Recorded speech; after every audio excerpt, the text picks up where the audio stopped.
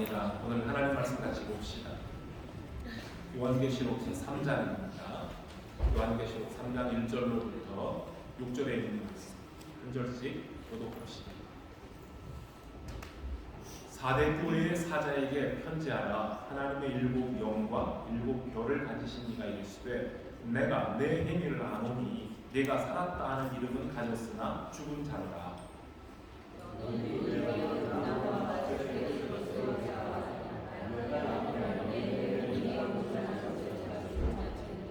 그러므로 네가 어떻게 받았으며 어떻게 들었는지 생각하고 지켜 회개하라. 만일 일깨지 아니하면 내가 도둑같이 이르니 어느 때에 네게 이르는지 네가 알지 못하리라.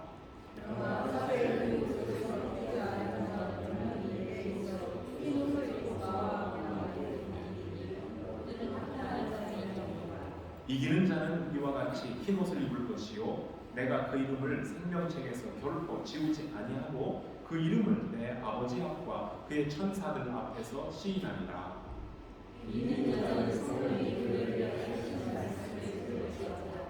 아멘.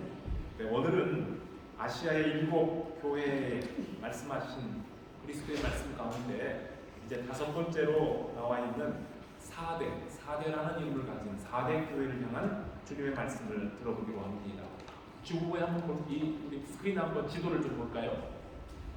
예, 4대가 어디 있는가 별로 표시가 되어 있죠. 4대는 지난 주일에 우리가 말씀 나누었던 두아디라에서 동남쪽으로 약 48km 지점에 위치한 도시라고 합니다. 주전 BC 1200년경에 3면이 저쪽 3면이 깎아진 듯한 벼랑으로 이루어진 난공불락이라는 거죠. 난공불락의 천연 요새지에 세워진 도시예요. 이 4대는 아주 고대 유명한 도시 중에 하나였다고 합니다. 특별히 양털을 깎아서 염색하는 기술이 최초로 발명된 곳이 이곳 4대이고요. 여러분 손으로 만지기만 하면 다 금으로 변한다는 그리스의 신화 마이더스의 신화가 여기서부터 시작이 됐다고 할 만큼 이 4대에는 아주 풍부한 사금을 생산하는 곳이었는데요. 지금까지 발굴이 된 금 재련소만 해도 300여 개나 될 정도로 합니다. 그 정도로 금이 많이 생산되는 곳이었대요. 그리고는 세계 최초로 금화를 만들어낸 곳으로도 유명한 곳이 이곳이 바로 4대라고 합니다. 그런데 이렇게 난공불락이고 부요한 요새지 4대는 주전 6세기경에 오레스 2세에게 그리고 또 세월이 흘러서 주전 3세기경에는 안티오쿠스 3세에게 함락을 당해버려요. 그렇게 난공불락의 천연 요새지에 세워진 성이 무너지게 된 이유가 뭐냐면 파수꾼들이 졸며 자다가 적들이 벽을 타고 올라오는 것을 몰라서 알리지 못했기 때문에 2번 그렇게 성이 무너졌다고 합니다.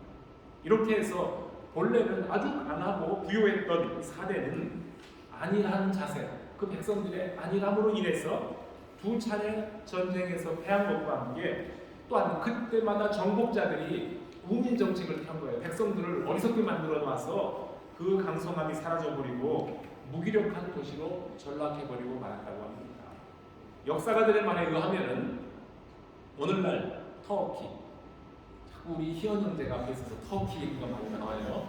예, 터키의 4대 지역에서 볼 수 있는 지금의 로마 시대의 유적들은 주후 17년경에 발생했던 대지진, 17년에 대지진이 발생했는데 그때 이후에 새롭게 건축된 도시라고 합니다. 티베리우스 황제가 이 도시의 재건에 아주 큰 기여를 했는데요. 사도 요한의 시대에 시민들이 사용하고 있었던 큰 공공 건축물들, 예를 들어 로마 시대에 세운 극장이나 또는 경기장, 대리석으로 깔아놓은 도로나 다양한 신전들이 대부분 티베리우스 황제 시절에 그 4대 지역에 세워졌다고 합니다. 특히 다산과 풍요의 여신으로 알려져 있는 우리 성경에는 아데미라고 되어 있고요. 아르테미스입니다. 아데미 신전이 있던 그 4대에서는 항상 부도덕한 제사의식이 진행되었고 매일매일 음악과 축제가 그치지 않았던 곳이라고 합니다. 이것이 4대라는 도시에 대한 역사적인 그런 자료입니다. 아시아의 7교회에 대하여서 말씀하시는 그리스도께서는 에베소부터 시작해서 각 지역마다 그 지역들이 가지고 있는 독특한 배경에 따라서 말씀하시는 모습이 다르게 묘사되고 있습니다. 앞에서 소개했던 이 4대의 역사와 문화적 배경에 관계되어서 등장하여 말씀하시는 오늘 예수 그리스도는 어떤 모습을 하고 계십니까? 그분은 하나님의 7 영과 7 별을 가지신 분이라고 소개가 됩니다. 성경에서 요한계시록에서 특히 7이라는 숫자는 완전 숫자를 상징하는 것처럼 7 영을 가진 하나님의 아들 그리스도는 모든 것을 아시고 만물을 가운데 충만하신 하나님의 영을 상징하는 숫자이기도 합니다. 그리고 계시록 1장 20절에서 나오는 것처럼 7 별은 7 교회의 사자들, 지도자들이라고 했으니 7 별을 가진 그리스도는 모든 교회의 사자들, 지도자들을 손에 붙잡고 일하고 계시는 교회의 주인으로서 오늘 4대 교회를 향해 말씀하고 계신다는 뜻입니다. 그 교회의 모든 상황을 알고 계시는 그리스도께서 이 4대 교회를 향해서 말씀하신 첫 번째 마디가 무엇입니까? 내가 너의 행위를, 네가 하는 일을 아노니 네가 살았다는 이름은 가졌지만 바로 치고 사실은 죽은 자다, 이렇게 말씀하십니다. 앞에 있는 다른 교회들의 말씀하실 때에는 그래도 먼저 좋은 점을 말씀하시고 칭찬하신 다음에 책망할 것이 있으면 책망도 하셨는데 오늘 말씀하는 4대 교회는 처음부터 시작부터 책망입니다. 물질적으로 풍성하고 난공불락의 요새지에 건설되었다는 장점은 있었지만 그런 것 때문에 4대의 시민들이 안일한 삶에 젖었다가 성이 무너졌던 것처럼 거기에 있는 4대 교회는 그 사회 전반에 팽배해 있던 안일함과 무기력함이 그 교회를 지배하고 있었던 상황이었습니다. 예수 그리스도께서 내가 너의 행위를 안다 하시는 거 보면 4대 교회가 아무 일도 안 하고 가만히 있었던 건 아닌 것 같아요. 그러나 그 4대 교회가 하고 있는 일들을 교회의 주인이신 그리스도께서 살펴보았더니 하나님 앞에서 온전한 것을 찾지 못하겠더라 하는 것이 문제입니다. 무슨 뜻이냐면요, 그 4대 교회에도 오늘 우리가 주일마다 모이는 것처럼 정기적인 예배와 모임들이 있고 주님의 이름으로 섬기는 여러 가지 일들이 있었지만 그 내용과 헌신에 있어서 생명이 없고 형식에 치우쳐 하나님 보시기에 선한 것이 없더라 하는 뜻입니다. 이런 교회를 향해서 주님께서는 네가 살았다는 이름은 가졌지만 아니다, 너는 죽은 자다 라고 말하는 거예요. 교회의 주인이신 그리스도께서 4대 교회의 죽은 현실을 다 보고 계시는데도 4대 교회는 스스로 자기들을 뭐라고 평가했느냐면요, 우리는 생동력이 있어요, 우리는 살아있는 교회예요 라고 말하는 겁니다. 가진 것도 풍성하고 주변 환경도 평안하고 실생활에서 누리는 모든 것들이, 즐기는 것들이 아주 기름지고 고급스러우니 우리가 이만하면 복받은 사람들 아니겠습니까? 라는 자긍심과 자부심으로 가득했던 4대의 교인들입니다.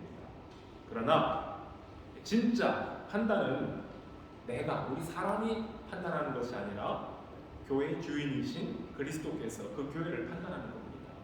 우리 주님께서 성도 각 개인의 행위를 다 평가를 하고 계시는데 그 기준은 사람의 기준과 좀 다릅니다.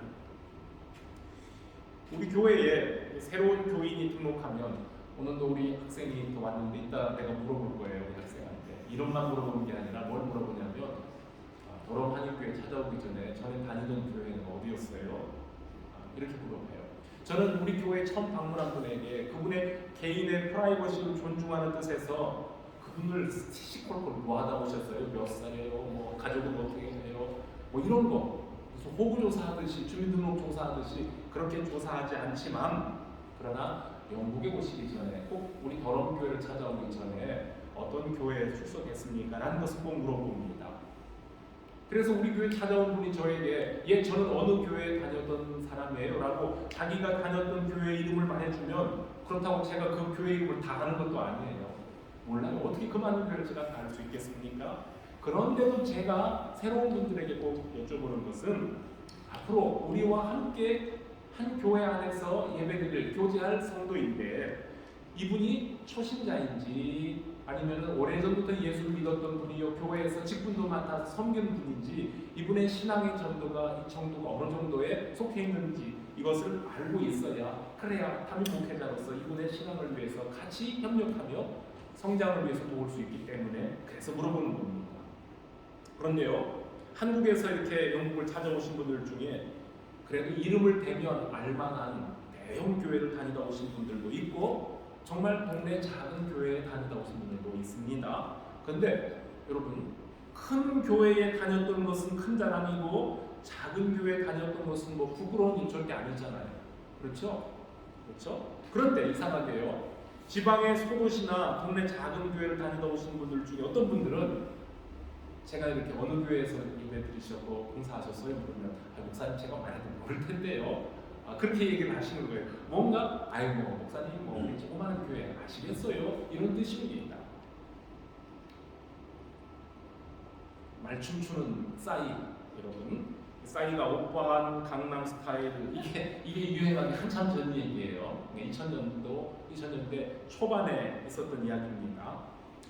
제가 섬기던 교회에서 그 지역 그 중고등학생들, 세컨다리 스쿨 학생들이 이렇게 유스 오케스트라를 구성해서 거기서 이제 활동을 하는데 우리 교회 그 여학생 하나도 그곳에서 바이올린을 맡았던 학생이에요. 근데 그 여학생이 마침 자기 그 유스 오케스트라에 새로 들어온 남학생 하나가 있는데 한국 학생이었어요. 그러니까 얼마나 반가웠겠어요. 그래서 그 남학생과 서로 이름을 주고받으면서 그 여학생이 남학생에게 이렇게 물었어요. 근데 너 어디서 왔어? 이렇게 물어봤어요. 그 물어봤던 학생은 어디서 살다 왔냐면 충청북도 진천이 어디 있는지 모르는 분도 있겠죠? 충청북도 진천에 살다가 아주 어렸을 때에 부모님 따라서 영국 옥스퍼드에 와서 공부하던 이 학생인데 오랜만에 한국 학생, 남학생을 만나니 반가운 마음에 너는 고향이 어디야? 이런 뜻으로 지금 물어봤던 겁니다. 그런데 그 남학생이 그 여학생에게 대답하는 것이 나 강남에서 왔어. 근데 너 어디서 왔니?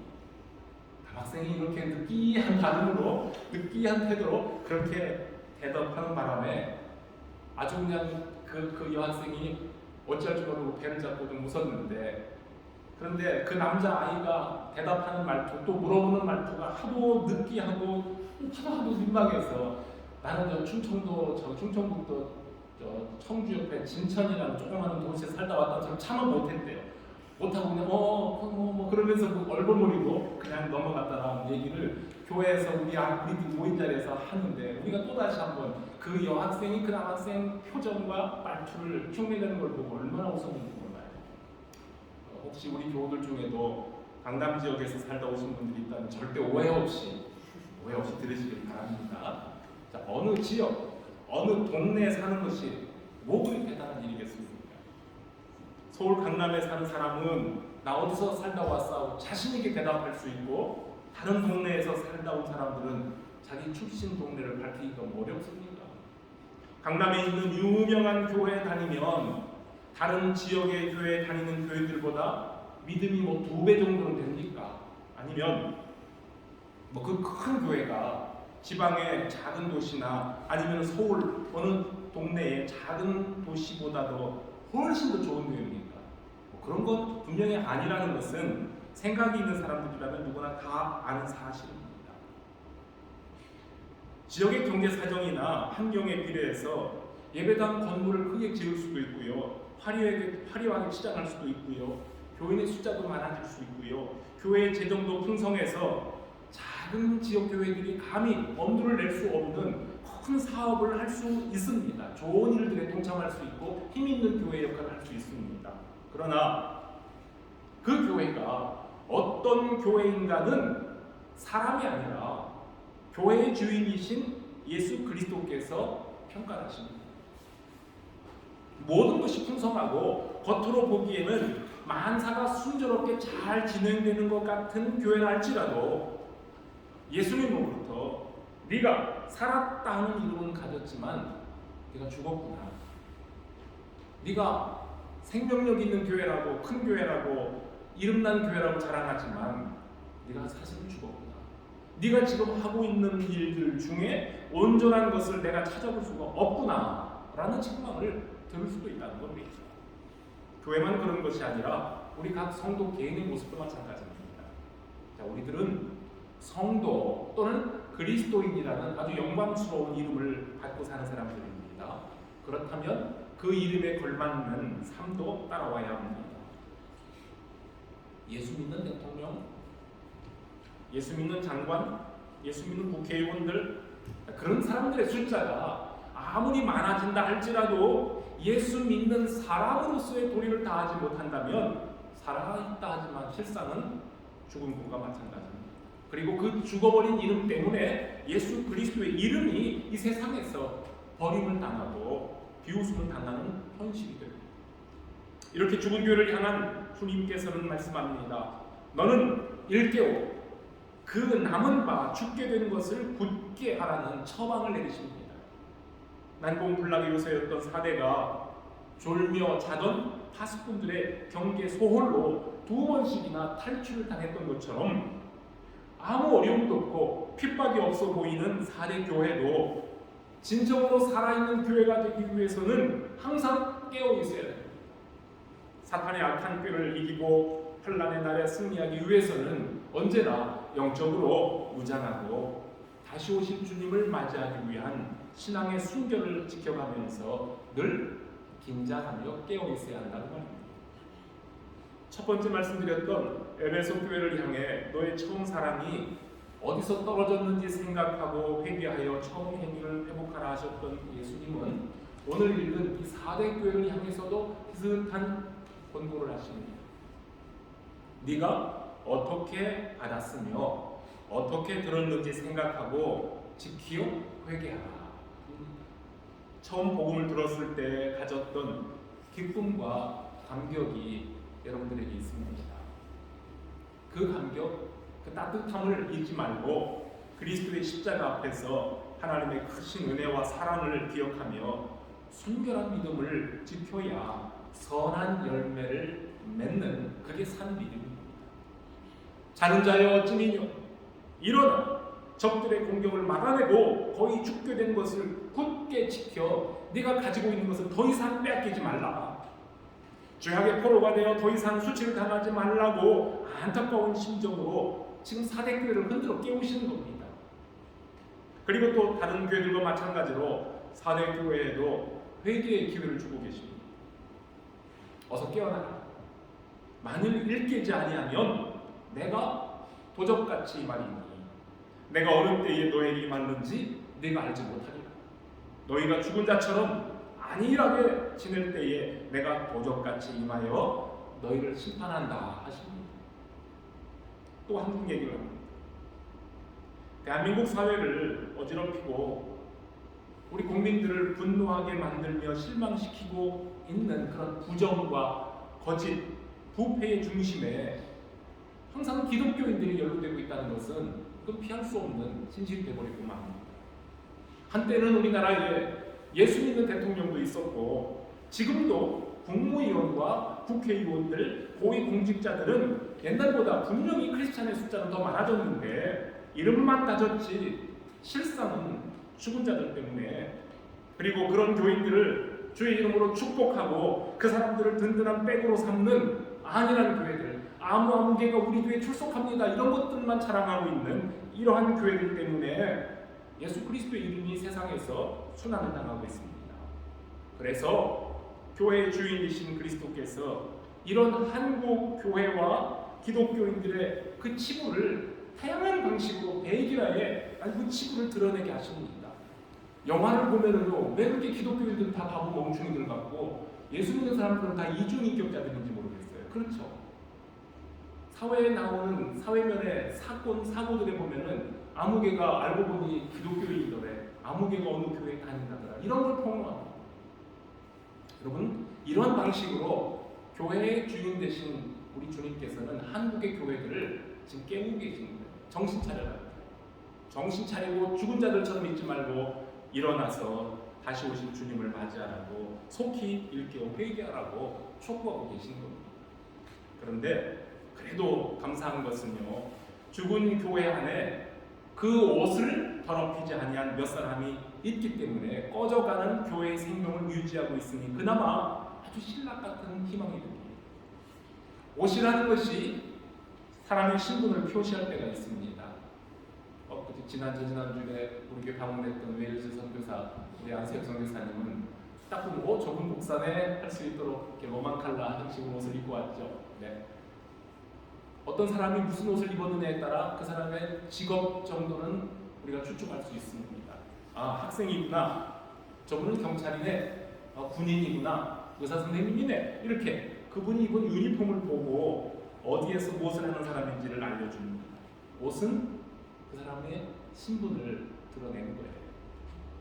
여러분, 아까 말씀드린 이 4대 지역은 양털 염색으로 유명한 도시라고 했습니다. 그래서 그런지 이 도시는 고대의 4대 도시 시민들은 옷에 대한 관심이 많았고 유행, 패션에도 아주 민감한 사람들이었다고 합니다. 그래서 그 사람들은 아주 값비싼 양털옷에 각양 화려한 색깔을 입혀서 멋을 낼 줄 아는 옷을 잘 입고 다니는 사람들이 4대의 사람들인데, 이런 여유로운 사람들에게 오늘 예수님께서는 뭐라고 말씀하시냐면요, 너희가 지금 더러운 옷을 입고 있다라고 말씀하는 거예요. 너희가 더러운 옷을 입고 있다, 그 말을 할 때에 이 말씀을 듣고 있는 4대의 사람들은 기분이 좀 나쁜 거예요. 뭐야? 우리는 지금 최고급 옷을 입고 다니고 이 다른 나라 어느 지역의 어떤 사람들보다도 더 패션에 앞장서고 있는 사람들인데 우리 보고 더러운 옷을 입었다고? 라는 생각을 하게 만드는 겁니다. 그럼에도 불구하고 지금 이 4대의 교인들은 자신들의 실상을 깨달아 알 수 있도록 주님으로부터 옷에 대한 지적을 받아야만 했습니다. 4대 교회의 오염된 신앙, 피 묻은 십자가의 복음을 잃어버리고 이 세상의 때가 덕지덕지 묻어 옷이 더러워진 것도 모르고 그것도 알아차리지 못하고 있는 교인들에게 주님은 말씀합니다. 그래도 너희 중에 그 옷을 더럽히지 아니한 몇 사람은 있구나. 다 더럽힌 옷을 입고 있지만 그래도 몇 사람은 아직 깨끗한 옷을 준비하고 있다는 말입니다. 그들이 바로 죽은 교회 안에 살아남아 있는 거룩터기들이고요, 아직 꺼지지 않은 불신입니다. 세상의 것들에게 오염되지 않고 하나님께 대한 신앙 고백을 잘 감당하며 성도로서의 품위를 지키며 살아가고 있는 그 사람들이 바로 옷을 더럽히지 않는 남아있는 자들입니다. 7개 교회를 쭉 보면 각 교회들에게 남아있는 자들이 있어요. 남은 자는 하나님이 주관하시는 구원의 역사 속에서 어느 시대에나 하나님의 의를 이루어가고 있는 희망이고 구루토기들입니다. 흰옷을 입고 주님과 함께 다니는 사람들은 세상의 가치를 따르지 않고 하나님 나라의 기준과 하나님의 명령을 우선적으로 따라가는 사람들입니다.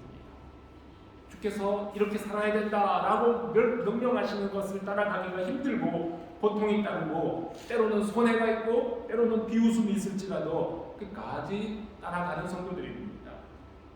주님께서 그 남은 자들에게 오늘 약속을 주십니다. 이기는 자는 흰옷을 입을 것이요 그 이름을 생명책에서 지우지 아니하고 내 아버지 앞과 천사들 앞에서 시인하겠다라고 하십니다. 요한계시록 7장을 보면 거기에 흰옷 입은 무리들이 등장합니다. 보좌에 앉으신 영광스러운 하나님과 어린 양 앞에 많은 무리들이 흰옷을 입고 서 있습니다. 이런 말씀이 있어요. 이 일 후에 내가 보니 각 나라와 족속과 백성과 방언에서 아무라도 능히 셀 수 없는 큰 무리가 흰옷을 입고 손에 종려가지를 들고 보좌 앞과 어린 양 앞에 서서 큰 소리로 외쳐가는데 구원하시니 보좌에 앉으신 우리 하나님과 어린 양에 있도다. 우리가 이 구절을 가지고 복음성가도 부르지 않습니까? 흰옷을 입은 우리들, 보좌에 앉으신 하나님과 어린 양 예수 그리스도께 엎드려 경배하고 있던 24 장로들 가운데 하나가 환상 가운데 이것을 보고 있는 요한에게 질문을 합니다. 이 흰옷을 입은 사람들이 누구고 어디서 왔는지 네가 아느냐? 라고 물을 때에 요한이 알 수가 없거든요, 사실은. 요한이 뭐라고 대답합니까? 주여, 당신이 알리이다. 나는 모르지만 당신께서는 아십니다. 라고 대답하자 그 장로가 말하기를 이는 큰 환난에서 나오는 자들인데 어린 양의 피에 그 옷을 씻어 희게 하였느니라 라고 대답합니다. 여기 나오는 흰옷 입은 무리들은 온갖 환난과 핍박 가운데서도 그 믿음을 끝까지 지키며 어린 양의 피로 씻음을 받고 구원을 얻은 모든 성도들을 상징하는 겁니다.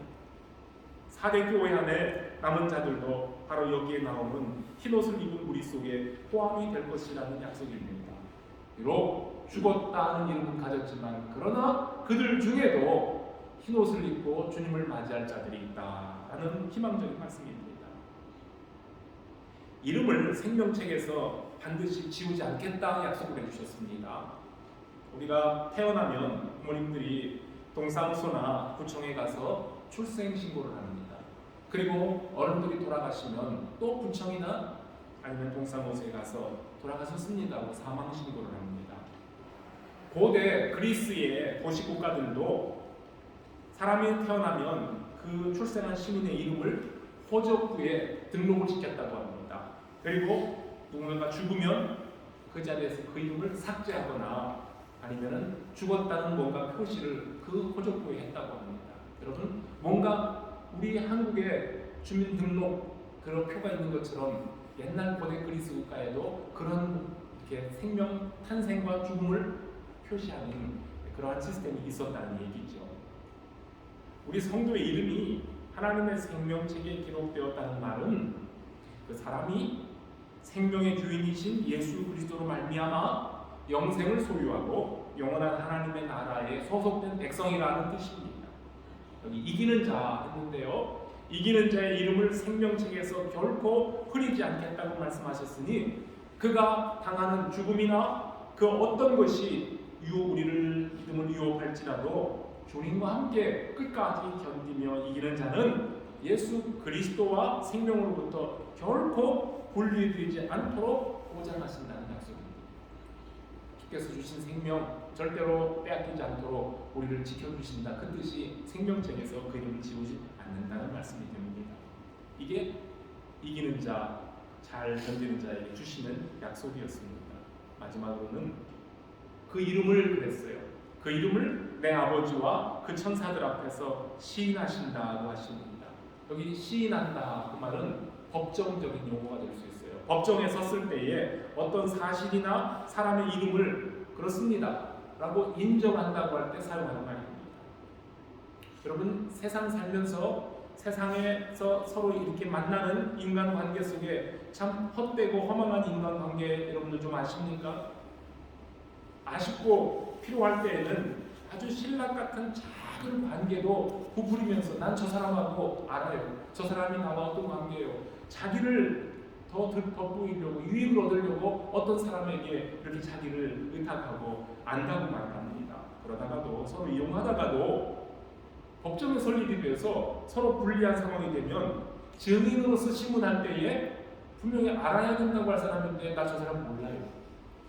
저 사람을 안다고 하면 나에게 손해가 끼칠까봐 나 저 사람 모릅니다 하고 딱 잡았던 경우도 있습니다. 이런 것들이 세상의 헛된 인간관계죠. 참 부끄럽고 추악한 관계입니다. 그러나 주님과 우리는 십자가의 보혈로 맺은 참으로 소중한 관계입니다. 마지막 때에 온 우주를 심판하시는 재판장의 영광 앞에서 각 사람들이 다 머리 숙이며 심판장의 입에서 나오는 온도, 사형 온도, 생명의 온도를 들어야 될 터인데 모든 사람들이 영원하신 심판장 앞에 감히 머리를 들 수 없어 엎드린 그 자체에 그 자리에 우리 주님께서 내 곁에 서 계시면서 나의 증인이 되어주시고 나의 변호사가 되어주시면서 아버지여 내가 이 사람을 압니다 라고 인정해 주시겠다는 거예요. 그것이 오늘 여기서 말씀하는 내가 내 아버지와 천사들 앞에서 그 사람의 이름을 시인하겠다라는 뜻입니다. 얼마나 든든하고 영광스러운 약속이 되겠습니까? 세상에서는 대단한 영화와 권세를 누리며 살고 있는 사람 같지만 주님 보실 때에는 죽은 자와 같습니다. 그러한 영혼이 있는가 하면 이 세상에서는 미천하고 힘이 없어서 볼품없는 죽은 자 같이 보이지만 그러나 주 안에서 참 생명을 누리는 사람들이 있습니다. 사람들에게 인정받지 못하는 것이 두렵습니까? 사람들이 나를 알아주지 않는다고 해서 혹시 두렵습니까? 성도 여러분, 그것을 두려워하기 전에 먼저 내가 하나님께 인정받지 못한다는 것에 대한 두려움을 가지고 살아야 될 것입니다. 주님께서 말씀하셨습니다.